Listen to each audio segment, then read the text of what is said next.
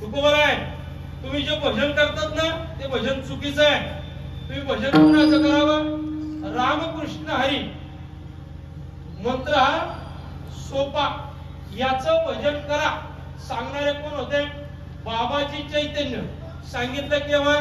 सत्य गुरुराय कृपा माझ केली, परी नाही घडली सेवा पाहिजे. पण कधी सांग? स्वप्ना माझी स्वप्न सहित.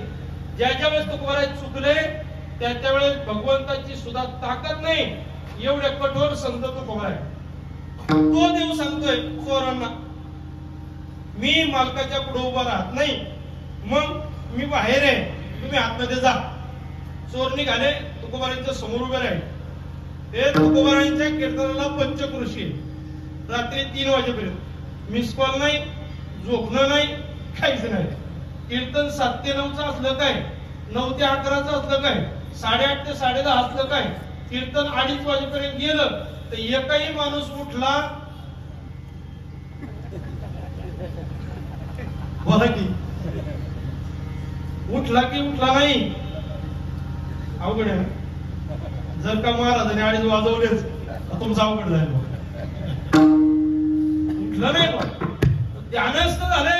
ऐकणारे ध्यानस्थ असतील तर सांगणारे किती उच्च कोटीचे असतील. तुकोबारांचं कीर्तन चाललंय, तुकोबारांना ते चोर जाऊन उभे राहिले. 10 मिनिटं आले, 15 मिनिटं आले, 1 तास झाला. पण 1 तासात तुकोबारांना ते म्हणतात, ओ बाबा, ओ बाबा, ओ बाबा म्हणलं. बाबांनी डोळे उघडले. बाबा म्हणले, बोला. रामकृष्ण हरी, रामकृष्ण हरी. बोला की. म्हणते काही नाही, तुमची परवानगी घ्यायला. कशाची? म्हणले, रात्री 8 वाजता तुमच्या घरी आलो, तुम्ही घरी नव्हतात. तुमच्या घरात काहीच मिळालं नाही. गोठ्यात गेलो, तुमची म्हैस घेतली, 1.5 किलोमीटर गेलो, पण तुमचा गडी आला आणि त्या गड्याने परत आणलं. त्याने सांगितलं, मालकाला विचारा, तेव्हा तुम्हाला सुट्टी. यांनी सांगितलं, म्हैस कुणाची होती? माझी. बांधली कुठं? गोठ्यात. तर गेलेली म्हैस तुम्ही घेऊन आलात ना, जा, माफी केली तुम्हाला. त्यांनी डोक्याला जात लावले. ते म्हणले, विनाकारण त्याच्यासाठी 2 तास घालवले. त्याच्यापेक्षा किती गरम होती ना. आपण चहा जवळ आलो असतो तर लवकर सुटलो असतो.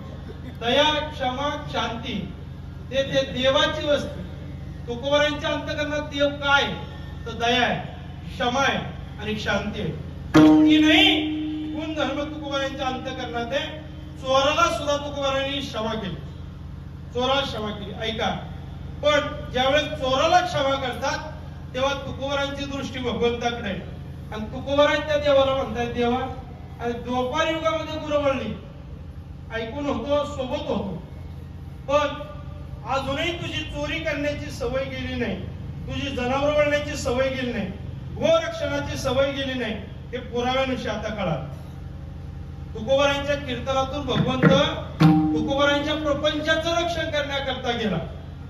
तुकोबारांच्या प्रपंचाचं, आपल्या कमीत कमी परमार्थाचं रक्षण करण्याकरता देवाने यावं, याकरता भक्ती करा.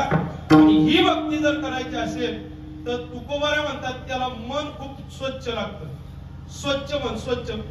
लोक पहाटेपासून चांगला काकडा करतात, दिवसभर खूप सुंदर भजन म्हणतात, खूप नाचतात आणि फाट जोरात म्हणतात, पण संध्याकाळी जर अर्धा फूट जागा जर झोपायला कमी मिळली तर दुसऱ्याच्या आई बापाचा 7 पिढ्यांचा उद्धार करतात.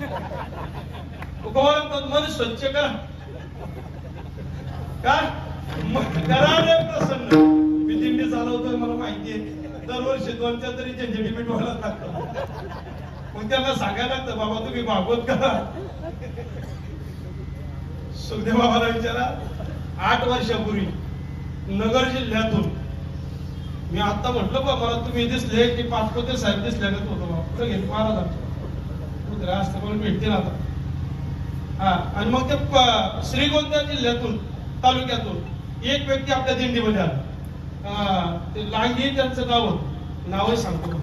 भागवताचार्य म्हणून त्याच्या कार्डवर लिहिलेलं होतं. मी नाही भागवत ऐकलं, तर त्या कार्डवर लिहिलं होतं भागवताचार्य. एकादशीचा दिवस. आता ही सगळी मंडळी आपल्या धर्मशाळा अशी परिस्थिती होती, जागा घेतली त्यावेळेस. आणि मग टेंट लावलेले, तंबू लावलेले आणि पावसात रिमझिम पाऊस चाललेला. लहान मुलं होती आमची, तरुण मुलं. त्यांना फक्त एवढं माहिती होतं महाराजांना वाढायचं. तरुण मुलांना माहिती असतं महाराज कोण आहे. आणि मग ते वाढत होते. वाढताना एवढंच होतं, दुपारचे 1:30 वाजलेले, सर्वांना फराळाचं करायचं होतं.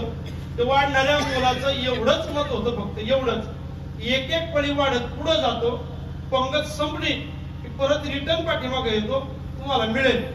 भागवताचार्य म्हटले मला एक पळी, हे तुझं पात्र. तू जे गेले 2024 उजळलं, पण भागवताचार्य परत पंढरपूरला नाही. मी काय म्हटलं, मन सिद्ध लागतं. मन तुम्हाला मन करणारे प्रसन्न सर्व सिद्धीचे साधन ते तुकोबारा म्हणतात. जर का अंतकरणामध्ये दुर्बुद्धी आली तर चोरी करतात लोक. दुर्बुद्धी चोरीचे लक्षण. लक्षणात्मक विचार जर केला तो चोरीचा प्रारंभ दुर्बुद्धीतून होतो.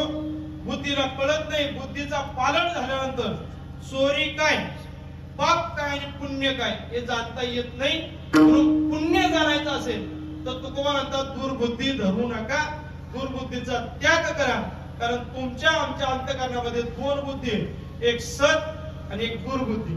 सतबुद्धीने गेलात तर संतांच्या चरणाजवळ, दुर्बुद्धीने गेलात तर भगवंताच्या शस्त्राजवळ. बालीला दुर्बुद्धीने मोक्ष मिळाला, सुग्रीवाला सद्बुद्धीने मोक्ष मिळाला. तुकोबा म्हणतात असं पाहिजे. म्हणून तुकोबारा मागतात अभंगाच्या दुसऱ्या माझा